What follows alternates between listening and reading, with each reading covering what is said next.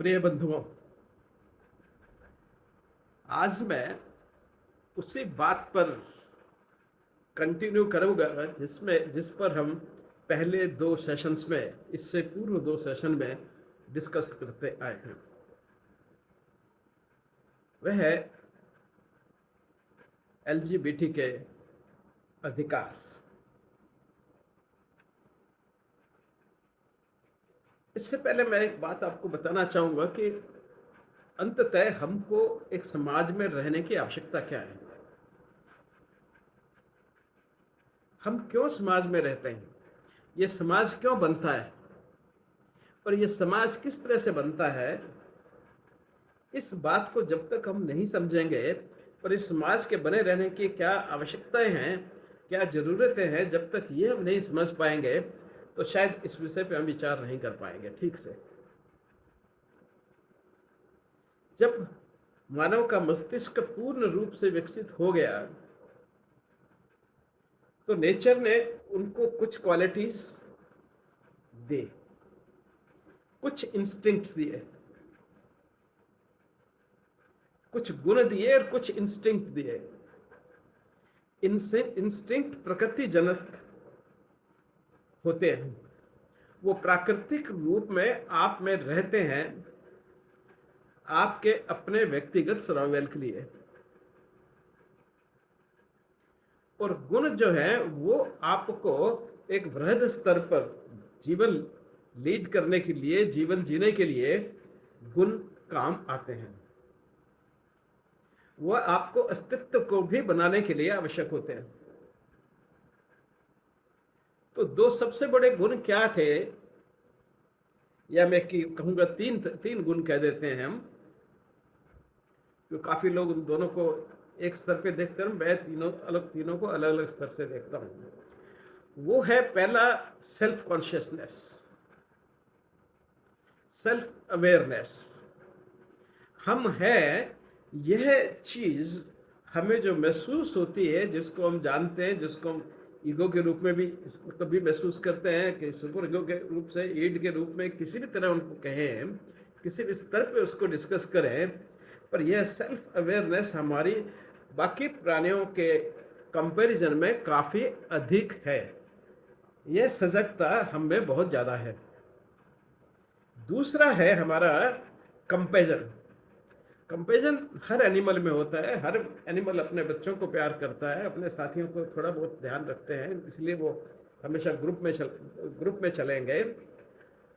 लेकिन इंसान में यह गुण अत्यधिक डेवलप्ड है। हम सबसे निरीह प्राणी हैं अगर इस गुण को निकाल दे तो।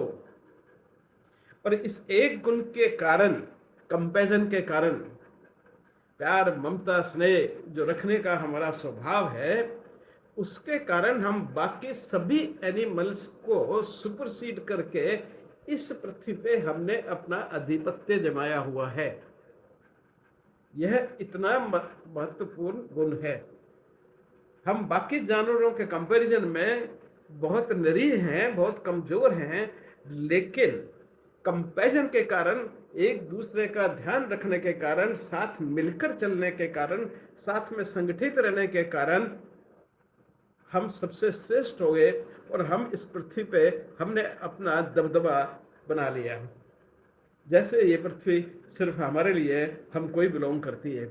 और लोग यहाँ तक सोचने लगे कि बाकी जानवरों को मार के खाने का तो हमें अधिकार है, क्योंकि ये पृथ्वी, हर चीज़ जो दुनिया में बनी है वो मेरे लिए बनी है। यह भाव सिर्फ आया, ये जो हमारा इस पे ग्लोब पे कब्जा करने का जो स्थिति आई, वो सिर्फ उसका कारण अगर कोई था तो वो था कंपैरिजन। कंपैरिजन के अलावा जो तीसरी हमारी मुख्य आवश्यकता रहती है इंसानों की, वो है जस्टिस। अब ये देखा गया है कि इवन प्राइमेट्स में और लोअर एनिमल्स में भी जस्टिस की डिमांड होती है। इसीलिए भी हमारे पास पुलिस है, आर्मी है, मिलिट्री है, इंटरनेशनल कोर्ट्स है, हमारे डिस्ट्रिक्ट कोर्ट्स हैं, हाई कोर्ट्स है, सुप्रीम कोर्ट्स है, इतनी बड़ी फौज वकीलों की रहती है, पुलिस की रहती है, सीआरपीएफ की रहती है, सब रहती है। और लॉ ऑर्डर के सबसे बड़ा एक मिनिस्ट्रियल काम होता है। ये सब लोगों को जस्टिस देने के लिए है। तो compassion, justice and self awareness, self consciousness, ये हमारे 3 फंडामेंटल गुण हैं जो हम सबको एक साथ एक धागे में पिरोए रखते हैं। बल्कि हम बिना दूसरों के जीवित नहीं रह सकते। आप भी अगर अपने आप को एनालाइज करेंगे तो पाएंगे कि आप अपने लिए नहीं जी रहे, दूसरों के लिए जी रहे हैं। आप डॉक्टर हैं तो किसके लिए हैं?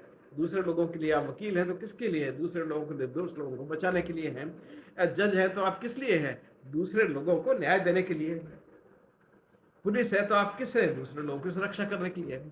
यानी कि हमारा सारा काम कंपैरिजन से इतना ज्यादा गाइड होता है कि हमारी हर एक्टिविटी जीवन की दूसरे लोगों के लिए होती है। हाँ, वो हमारे ईगो को शांत करती है, हमारे ईगो को प्रभावित करती है, इसलिए हमें अच्छा लगता है और उसमें बड़प्पन लेते हैं, सम्मान ढूंढते हैं और उसको पाकर के खुश होते हैं। साथ में उसके कुछ पैसे का अरेंजमेंट भी किया गया जिससे कि सब लोग खा सके, बराबर रूप से अपना काम चला सके, अपनी आवश्यकताएं पूरी कर सके। उसके लिए हमने इकोनॉमी का भी डेवलपमेंट किया। ये इकोनॉमी एक बिल्कुल आर्टिफिशियल चीज है जो हमने अपने दिमाग से इस भावना, कंपैरिजन की भावना से प्रेरित होकर के और उसको बनाया और डेवलप किया। और आज स्थिति में है कि कोई आदमी ऐसा, हर आदमी सोचता है कि कोई रात को भूखा न सोए, सबको बराबर कपड़े और दूसरी उनकी आवश्यकताएं, पारिवारिक आवश्यकताएं पूरी हो। इसी कंपैरिजन ने मजबूर किया उसको, क्योंकि उसको प्यार लेने की और प्यार दोनों देने की दोनों भूख बराबर होती है। हर व्यक्ति चाहता है कि मेरे प्रति कोई कंपैशनेट हो और वो ये भी चाहता है कि मैं किसी के प्रति कंपैशनेट हूं। यहीं से उसको एक शादी और परिवार खड़ा करने की आवश्यकता महसूस हुई और उसने शादी का सिस्टम बनाया, मैरिज का सिस्टम बनाया, जहां से परिवार बना, संबंध क्रिएट हुए और सारा समाज आपस में संबंधित होकर सुदृढ़ हो गया।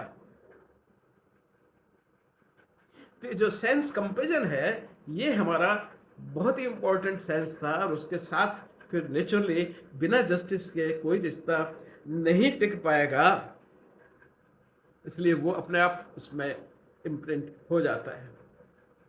इसी परिवार से फिर गांव बने, गांवों से शहर बने, शहरों से बड़े शहर बने, फिर मेट्रोपॉलिटन सिटीज बनी, स्टेट्स बनी, देश बने, नेशन बने, धर्म क्रिएट हुए, सब कुछ, राजा रानी सब बने। सब इसीलिए बने क्योंकि हमको साथ रहना मजबूरी है हमारी कंपैरिजन के कारण। हम अकेले नहीं रह सकते। आज भी सबसे बड़ा पनिशमेंट यही है कि इसको अकेले कमरे में बंद कर दो। जेल में सबसे कड़ी जेल वो जेल का कमरा है जहां पे उसको कोई इंसान भी देखने को नहीं मिले, कोई उससे मिले नहीं। सॉलिटरी कन्फाइनमेंट आज भी दुनिया का सबसे बड़ा कष्टमय दंड है। सॉलिटरी, बिकॉज हम सॉलिटरी रहने के लिए बने ही नहीं है। हमें कंपैरिजन चाहिए, हमें कंपैरिजन देना चाहिए। ये कंपैरिजन का आदान प्रदान तभी हो पाएगा जब आप दूसरे व्यक्तियों के साथ में जुड़े हुए हैं। उसमें सबसे ज्यादा परिवार हो गया, फिर जॉइंट फैमिली हो गई, फिर उसके बाद में आपका मोहल्ला हो गया, शहर हो गया, तो इस तरह से आप पूरी कायनात से जुड़ जाते हैं। एक इसके अलावा कुछ और भी हमारी प्रवृत्तियां थी जो इस मस्तिष्क डेवलप होने से हमारे पास आई। उसमें नंबर 1 थे awareness regarding death, that death is imminent. ये हर व्यक्ति को पता है कि उसका जन्म हुआ है और उसकी मृत्यु निश्चित है, और उसकी मृत्यु 100 साल, किसी रेयर आदमी के 120 साल हो गई, और 100 विद इन एक पीरियड में 70, 80, 90, 100 साल उसने जीना है। यह उसको बचपन से ही मालूम है, ये उसको अवेयरनेस है। यह भी एक बहुत पिक्यूलियर भाव है जो केवल मात्र इंसानों में ही है। इसके अलावा हम अपनी मृत्यु के बाद के फ्यूचर को की कल्पना कर सकते हैं, यह कोई और जानवर नहीं कर सकता।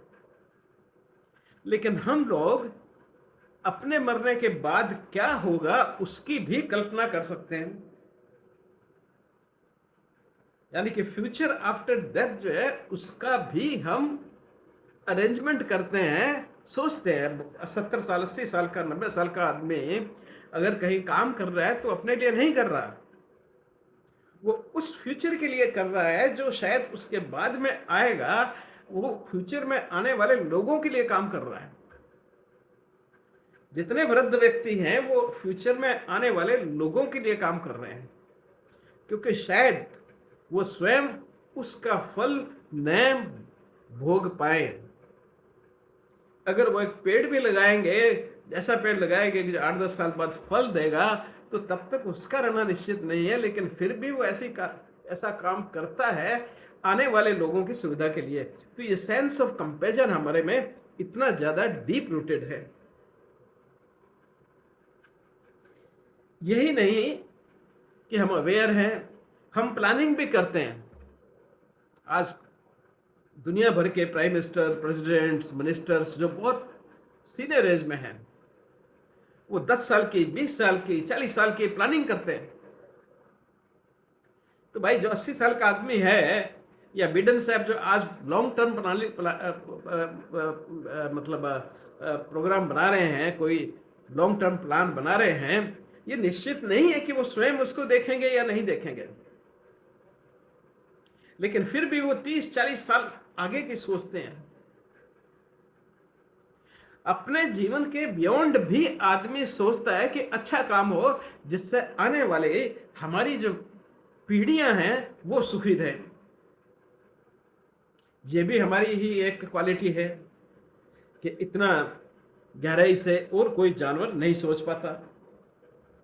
इसके अलावा कुछ और हम में बड़ी सुंदर प्रवृत्तियां हैं जो दूसरे जानवरों में नहीं।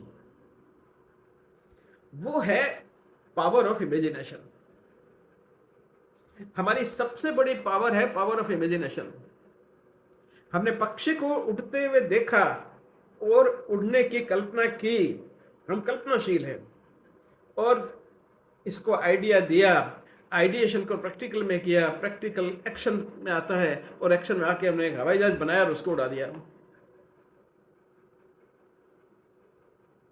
यानी कि हमारी ये जो है इमेजिनेशन, आइडिएशन और एक्शन, यह प्रवृत्ति भी हमारी इंसानों में ही इतनी डेवलप्ड है। इसके अलावा और भी है, जैसे पावर ऑफ थिंकिंग। हम सोच सकते हैं अच्छा बुरा। Power of explanation and expression. हम हर चीज के एक्सप्लेनेशंस बना सकते हैं, बना ही नहीं सकते, हम उसको एक्सप्रेस भी कर सकते हैं। पावर ऑफ एक्सप्रेशन इतना डेवलप्ड और किसी भी जानवर में नहीं है। और इसके अलावा तो हमारे गुण है ही प्रोपोगेशन। उस प्रोपोगेशन में ये हमारा एलजीबीटी का क्वेश्चन उठता है कि प्रोपोगेशन जो हमारे सेल्फ प्रिजर्वेशन और प्रोपोगेशन, दोनों, सेल्फ प्रिजर्वेशन भी आदमी का गुण है। हम सब अपने शरीर को ठीक रखना चाहते हैं, बीमार पड़ गए तो हॉस्पिटल जाके इलाज करवाना चाहते हैं। तो सेल्फ प्रिजर्वेशन और प्रोपोगेशन, ये भी दो इंसान की बहुत बड़ी क्वालिटीज है, डेवलप्ड क्वालिटीज हैं। प्रोपोगेशन तो ये सब में है, लेकिन बाकी इंसानों में नहीं है। अब कुछ बातें ऐसी आती हैं जो उसका झगड़ा क्रिएट करती हैं अपने ही लोगों से, समाज से। इनको हम सर्वाइवल इंस्टिंक्ट कहते हैं। ये भी आदमी के लिए आवश्यक है, इंडिविजुअल आदमी के लिए। हर आदमी में अगर ये इंस्टिंक्ट्स नहीं होंगे तो वो अपना जीवन यापन ठीक से नहीं कर पाएगा, लोग ही उसको लूट के चले जाएंगे। तो उसमें क्या है, नंबर पर सेल्फिशनेस। हर इंसान दूसरे से सोचने के बजाय पराया कर, इस तरह के भी इंसान होते हैं जो दूसरों का ज़्यादा सोचते हैं, जीवन लगा देते हैं अपना। कोई किसी उनमें कंपैरिजन इतना ज़्यादा होता है दूसरों के लिए कि वो अपने कंपैरिजन की, सेल्फ कंपैरिजन की कोई परवाह नहीं करते और वो समाज के लिए लगा देते हैं। लेकिन आम आदमी सेल्फिश होता है, वो अपना ध्यान देके करता है, इसी से उसका ईगो डेवलप होता है, मैं हूं, और ये मैं उसकी मदद करता है काम करने में। उसका अहंकार उसको मदद करता है उसके काम करने में, उसकी सेल्फ एग्जिस्टेंस में, अपने काम को आगे बढ़ाने में ये उसकी मदद करता है। ईगो कोई खराब चीज नहीं है जब तक आप ईगो के नौकर नहीं है। अगर आप ईगो को अपने नौकर की तरह यूज कर रहे हैं तो ये बहुत अच्छी चीज है। ईगो खराब तब हो जाता है जब ईगो आपका मास्टर बन जाता है और आप उसके सर्वेंट बन जाते हैं। This is the best servant but worst master. तो अपने ईगो को कभी भी अपना मास्टर मत बनने दीजिएगा। Use it, it's very useful thing, but as a servant. और एक जो बहुत ही उसमें वो आई, क्या कहते हैं इसमें, खराब बात कहते हैं अपन, इंस्टिंक्ट जो है वो है ओवर पावर और डोमिनेंस का। हर व्यक्ति दूसरे व्यक्ति को ओवर पावर करना चाहता है, यह उसकी एक नेचुरल टेंडेंसी है।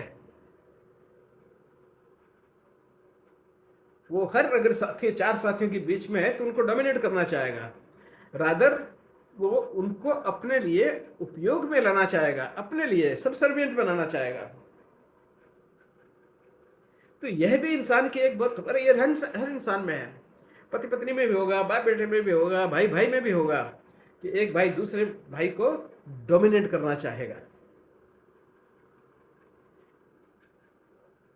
लास्ट में आता है जेलसी, जलन। दूसरा व्यक्ति अगर अच्छा कर रहा है या उसके कंपटीशन में है तो जेलसी ये एक हमारा गुण है। जेलसी भी अगर आप इसका उपयोग कंस्ट्रक्टिव रूप में करते हैं तो बड़ी अच्छी बात है। पड़ोसी का बेटा डॉक्टर बन गया, आप मेहनत करके उसको डॉक्टर बनाते हो तो अच्छी बात है, क्योंकि इसके बिना कंपटीशन नहीं आता। लेकिन अत्यधिक कंपटीशन होना वो खराब हो जाता है, फिर वो आपका भी विनाश करेगा, दूसरे का भी विनाश करेगा, आपको इलीगल एक्टिविटीज करने पर मजबूर करेगा। तो जेलसी का थोड़ा बहुत कंस्ट्रक्टिव वे में होना तो फायदे में है, लेकिन अगर आप, वही बात ईगो वाली बात है, अगर जेलसी के आप दास बन गए तो फिर ये आपके लिए प्रॉब्लम्स के सिवाय कुछ नहीं ला सकती। अब इन सब धुंध में एक तरफ कंपैरिजन है, जस्टिस है, दूसरी तरफ सेल्फिशनेस है, डोमिनेंस है, ये सब है। ये सब समाज में व्यक्तियों के बीच में दुर्भावनाएं क्रिएट करेंगे, समस्याएं क्रिएट करेंगे, ये निश्चित है। अब उन समस्याओं का समाधान हो और सब लोग शांति से जी सके, समाज अपनी व्यवस्थाएं बनाता है। न्याय की प्रक्रिया उसमें सबसे पहले है, जस्टिस के लिए, फिर पुलिस, फिर इन्वेस्टिगेशन, ये सब, punishment, Indian penal code, CrPC है, ये सब इसलिए बने हैं कि समाज में इस तरह के संघर्ष जो होंगे ही, जिनको अवॉइड करना बहुत मुश्किल है, क्योंकि हम में कुछ गुण और कुछ दुर्गुण दोनों प्रकृति ने दिए हैं, और दुर्गुणों के कारण हम में आपस में वैमनस्य क्रिएट होगा ही, सामाजिक वैमनस्य होगा ही। तो उसकी केयर लेने के लिए, उसकी संभावनाओं को कम करने के लिए, या उनको अच्छी तरह से जस्टिस देकर मैनेज करने के लिए हम ये सारे सिस्टम क्रिएट करते हैं। अब एलजीबीटी इसमें कहां खड़ा होता है?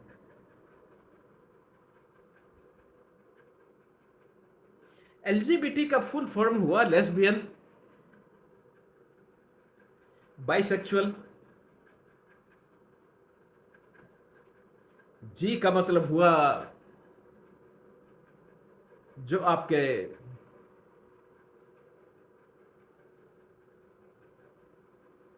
होमोसेक्सुअल्स, गे, और टी का मतलब हुआ ट्रांससेक्सुअल्स। अब इनको आप थोड़ा समझें ये है क्या। जहां तक लेस्बियन का है, वो है एक औरत का दूसरे औरत के प्रति आकर्षण होना। कोई बात नहीं, आकर्षण हो सकता है, ये हो सकता है, अच्छा लगे दोस्त बना लेंगे। लेकिन अब उनको सेक्सुअल एक्टिविटी तक परमिट करके, तो सेक्सुअल एक्टिविटी होगी तो आपका परिवार जो शादी में इफेक्ट पड़ेगा। बच्चों पे मान लो शादी हो गई तो बच्चे होंगे, उन पे इफेक्ट पड़ेगा, उनकी साइकोलॉजी खराब होगी। तो किसी तरह से भी इसको परमिट करने का मुझे आधार नहीं लगता, क्योंकि ये परिवार को खत्म करेगा। पारिवारिक इंस्टीट्यूशन जो है, फैमिली इंस्टीट्यूशन जो है, उसको खराब करेगा, उसमें इंटरफेरेंस क्रिएट करेगा। नंबर वन ये हो गया। दूसरा, जो हमने कहा था कि भाई ये बीमारी की तरह फैलता है, बीमारी की तरह चीजें फैलती हैं। आज से पहले किसी ने सुना नहीं था कि बाजरा खाओ, ग्रेन खाओ, पर अभी समस्या कुछ ऐसी ग्रेन्स की खड़ी हुई तो हमारे प्राइम मिनिस्टर ने सबको कहना शुरू किया कि भाई सभी ये जो ग्रेन्स हैं, बाजरा है, जौ है, ये सब खाइए आप। तो लोग खाएंगे। मैंने भी शुरू कर दिया, दूसरे भी करेंगे। तो किसी चीज को एक लीगल सैंक्शन मिलने के बाद में या उसका एडवर्टाइजमेंट करने के बाद में, ये एक तरह का एडवर्टाइजमेंट है जो हमने उसको लीगल सैंक्शन दे दिया, तो उसकी तरफ लोगों का ध्यान आकर्षण होता है। बहुत से लोग खाली देखने के लिए कि ये क्या चीज है, शुरू शुरू में जो भी ये खाएंगे ग्रेन्स, है ना, वो सारे आफ्टर एक बिल्कुल एक इंक्विजिटिवनेस से खाएंगे कि इसमें क्या है देखें, और फिर काफी लोग उसके आदी हो जाएंगे। वही ये भाव यहां चलता है कि पहले कुछ लोग, इनकी जब लीगल सैंक्शन हो गई, सब कुछ हो गई, तो जब मन में एक इनहिबिशन है कि ये काम गलत है, ये समाज ने जो ट्रेनिंग दी कि नहीं करना चाहिए, वो चला गया। तो जिसमें थोड़ा सा भी कहीं इंस्टिंक्ट है, मामूली सा, वो भी इस क्रिया को करने के लिए दौड़ेगा। और फिर लोग ज्यादा से ज्यादा लोग उसमें इन्वॉल्व होते जाएंगे, एडिक्ट होते जाएंगे, और फैमिलियां बर्बाद होती जाएंगी, परिवार बर्बाद होते जाएंगे। और आप देखोगे कि एक बड़ा लार्ज नंबर ऐसे लोगों का क्रिएट हो गया है कि जहां कुछ लोग ऐसा क्लेम करते हैं, जिससे मैं एग्री नहीं करता, कि साहब ये जेनेटिकली आता है। अगर जेनेटिकली है तो ये आर्टिफिशियली भी क्रिएट होता है, समाज की ट्रेनिंग से भी क्रिएट होता है। जिस चीज का लोगों को पता नहीं, जिस चीज का आपको टेस्ट पता नहीं, आप उसके पीछे कहां से दौड़ोगे। बहुत से ऐसे फ्रूट सब मार्केट में नए नए आगे हैं जो मैंने कभी देखे नहीं थे बचपन में। जब हम नए आगे हैं तो मेरा भी खाने को मन करता है। वो एक लाल रंग का फ्रूट आता है, या ग्रेप फ्रूट आने लगा, पहले नहीं होता था हमारे यहाँ पे। और बहुत तरह के नए फ्रूट्स आ रहे हैं। वो इसलिए हम खा रहे हैं कि वो हमको पता चला है, एक इंक्विजिटिवनेस होती है कि देखे भी क्या महंगा है तो कोई बात नहीं, एक पीस ले चलो। वही चीज लेस्बियनिज्म में हो गई। सो हमारी बहनें, माताएं, बच्चियां वो ज्यादा इसकी तरफ अट्रैक्ट होंगी, और वो इसकी आदी होती जाएंगी। सामाजिक व्यवस्था में बहुत बड़ा विघटन आना शुरू हो जाएगा।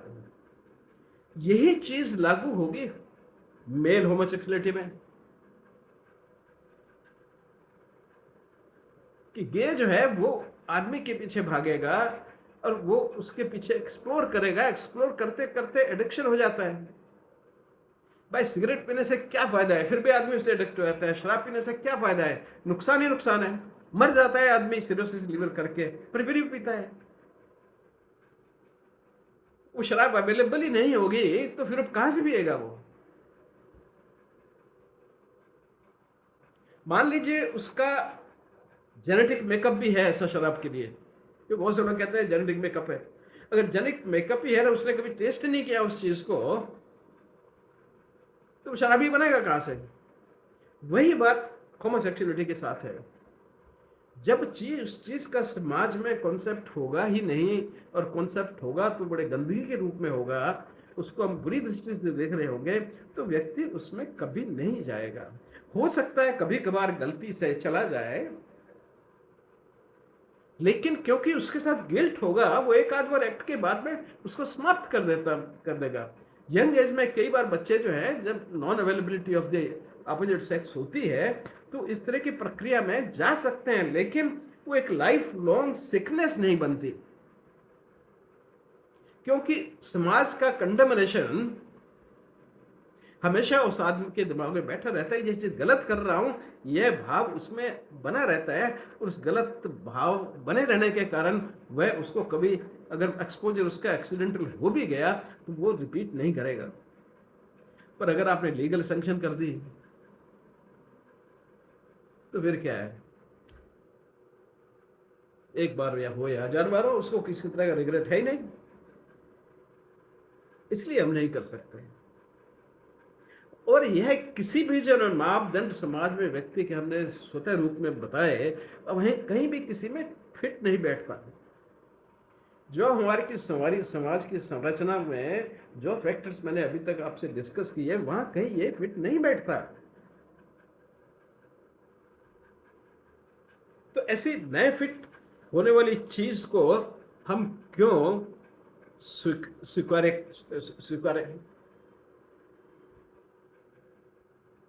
फिर तीसरा आपके आ जाता है बाइसेक्सुअल्स।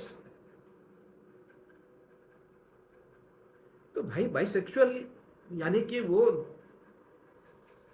दोनों सेक्स के साथ में एंजॉय करें, ये क्या बात हुई? क्यों? आप नेचुरल चीज में शांत रहिए। तो अब तक तो किसी ने प्रश्न उठाया नहीं, पहले बाइसेक्सुअलिटी का आया नहीं, पर जब ये आ गया और कुछ लोग उसमें फंस गए, येन केन प्रकारन वो उसके आदी हो गए, उनका एडिक्शन हो गया, तो अब अपने आप को एक नई कम्युनिटी खड़ी होगी, सब हम बाइसेक्सुअल हैं, हमारे मेल से भी रिलेशन है, फीमेल से भी है। अरे बाइसेक्सुअल वर्ड तो बना था पहले उसके लिए, कुछ बड़े ही रेयर एनिमल्स हुआ करते थे जिनका मेटामॉर्फोसिस से सेक्सुअल ओरिएंटेशन नहीं, उनका सेक्स ही चेंज हो जाता था, और वो सेक्स जैसा आदमी के का सेक्स है वैसा नहीं होता था वो। That was simply for propagation. जो एग्जाम्पल देते हैं वो प्रोपगेशन के पर्पज की बातें हैं। यहां तो कौन सा प्रोपगेशन करना है भाई? क्या दो मेल बन के प्रोपगेशन कर लेंगे? दो मेल बन के प्रोपगेशन कर लेंगे? जो ऑब्जेक्टिव ऑफ मैरिज है, जो ऑब्जेक्टिव ऑफ सेक्सुअल एक्टिविटी है, दैट्स ए प्रोपगेशन। जो मैंने बताया आपको कि दैट्स वन ऑफ द हमारा एक नेचुरल इंस्टिंक्ट है, सेल्फ प्रिजर्वेशन एंड प्रोपगेशन। तो दोनों से प्रोपगेशन कुछ हो सकता है, तो यानी कि अननेचुरल है ये। जिस चीज से नेचर का पर्पज सर्व नहीं होता वो अननेचुरल है, और अननेचुरल चीज कभी भी लीगल नहीं हो सकती, वो कानूनन नहीं हो सकती।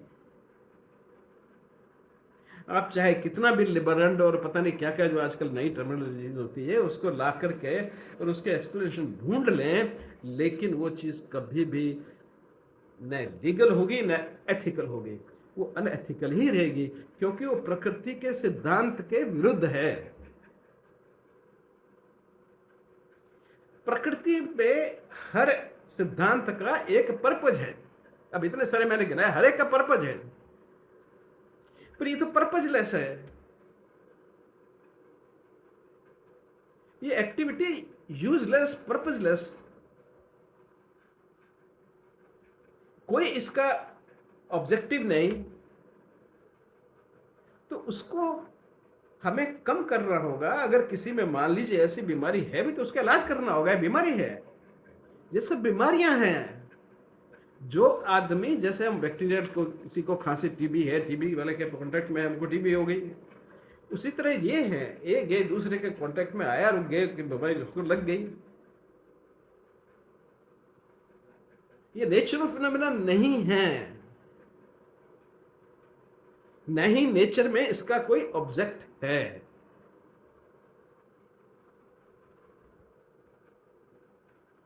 तो इसलिए इसको मान्यता नहीं दे सकते। अब ट्रांससेक्सुअल्स उनको कहते हैं हम कि जो लोग ट्रांसजेंडर नहीं, ये ट्रांससेक्सुअल्स होते हैं। इन लोगों को ये एहसास होता है, ऐसा कहा गया है, पर ये सारा आर्टिफिशियल एहसास है। यह एहसास आर्टिफिशियली जनित होता है, और अगर किसी के मान लीजिए थोड़ा बहुत उसको ऐसा रुझान है भी, तो उसको इलाज है। उसमें ये उसका महसूस होता है, जैसे आदमी को ये महसूस होगा कि साहब मुझे भगवान ने गलती से आदमी की बॉडी दी, मेरी आत्मा तो औरत की है। औरत को महसूस होगा मेरे में मतलब बॉडी जो है वो तो औरत की दे दी, पर आत्मा मेरी जो है वो आदमी की है। अब ये ट्रांससेक्सुअल हो गए। अब वो जो फीमेल है वो पैंट शर्ट पहन के घूम रही है और बिहेव कर रही है आदमी की तरह, and then she wants a partner also, female partner. और मेल जो है वो भी अपना फीमेल की तरह कपड़े पहन के बहुत से मिलते हैं ऐसे। तो ये सनके हुए लोग हैं, जैसे लोग सिजोफ्रेनिक होते हैं, जैसे लोग दूसरे तरह की बीमारियां होती हैं साइकोलॉजिकल। इतनी बड़ी साइकेट्री जो बिग स्पेशलिटी, हजारों बीमारियां हैं, तो उसमें ये 3-4 बीमारियां हैं। उसी तरह ये बीमारियां हैं, जैसे किसी को सुनाई दे रहा है, किसी को दिखाई दे रहा है, ऑलिफैक्टरी हेलुसिनेशंस है, किसी को विजुअल हेलुसिनेशन है, किसी को टैक्टाइल हेलुसिनेशंस है। नहीं है कुछ भी, फिर भी उसको महसूस हो रहा है। नहीं है कुछ भी, उसको दिख रहा है। नहीं है कुछ भी, उसको सुन रहा है। नहीं है कोई स्मेल, उसको स्मेल आ रही है। ये बीमारियां हैं। उसी तरह ये भी एक बीमारियां हैं, इनका इलाज की जरूरत है। बजाय इसके कि कानून में के दरवाजे खटखटाए जाए, ये साइकेट्रिस्ट और डॉक्टरों के दरवाजे खटखटाने चाहिए कि साहब आप जल्दी से इन बीमारियों का इलाज ढूंढो। कोई हार्मोनल थेरेपी, कोई कुछ समथिंग, कोई ट्रैंक्विलाइजर। तो यानी कि इनके बीमारियों के लिए मैनेजमेंट, साइकोथेरेपी, साइकोएनालिसिस, ये सब करके इनको ठीक करने की जरूरत है। अगर कोई है भी ऐसे बन गया, जैसे मान लीजिए हमने कहा कि एक्सपोजर से बन जाते हैं, एक बार एक्सपीरियंस लिया, एडिक्टेड हो गए, तो एडिक्शन हो गया है, तो एज एडिक्ट उसको लेकर के उसका ट्रीटमेंट किया जाए। वैसे ही इन लोगों को, ये बीमार लोग हैं, इन बीमार लोगों को लीगली आपको सारे उनके कल्पना के अधिकार देने की आवश्यकता नहीं है। आपको मेडिकल फ्रेटर्निटी से ये कहने की जरूरत है कि साहब इनका जल्दी जल्दी आप इलाज ढूंढे। गवर्नमेंट से कहें इतने $1 बिलियन आप सैंक्शन करो और इसका इलाज ढूंढो। नहीं कि उसको लीगल सैंक्शन देकर मिला दिया, जो हजारों तरह की प्रॉब्लम्स क्रिएट करेगा। बच्चे गोद ले रहे हैं, ये कर रहे हैं, फैमिली आर्टिफिशियल, क्या क्या मतलब हुआ। आप पूरी संरचना का जो नेचुरल प्रकृति का बनाया हुआ है उसको बिल्कुल उल्टा किए जा रहे हैं। तो ये तो अगर ऐसा होता है, जिस समाज में भी ऐसा होगा, वो समाज का सत्यानाश ही होगा और कुछ नहीं होगा।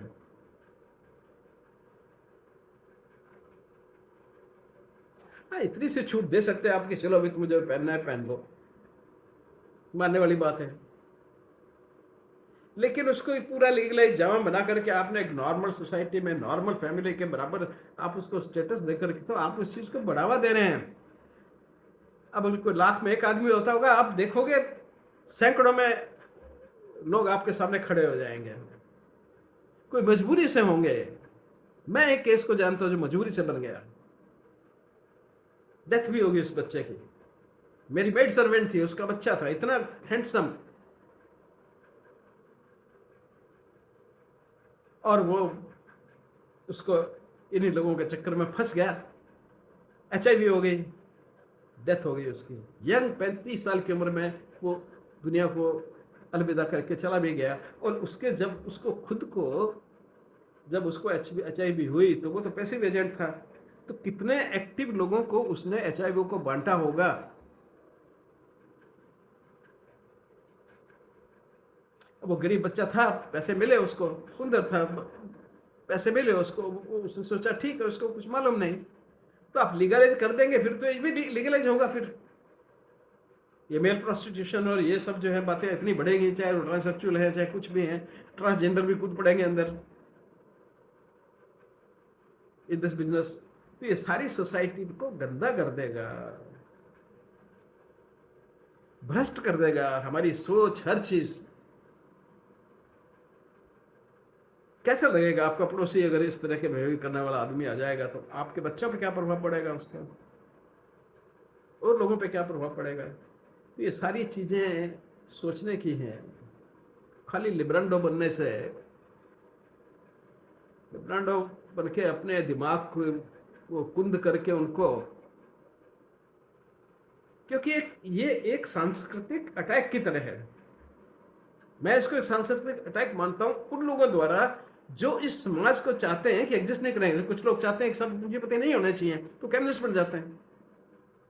तो उसी तरह जो एंटी समाज लोग हैं कि ये समाज इस रूप में नहीं रहना चाहिए, हमेशा एंटीथीसिस होती है। तो वो जो एंटीथीसिस लोग हैं कि इस समाज में ये सब क्या इन्होंने बना रखा, खत्म करो इसको।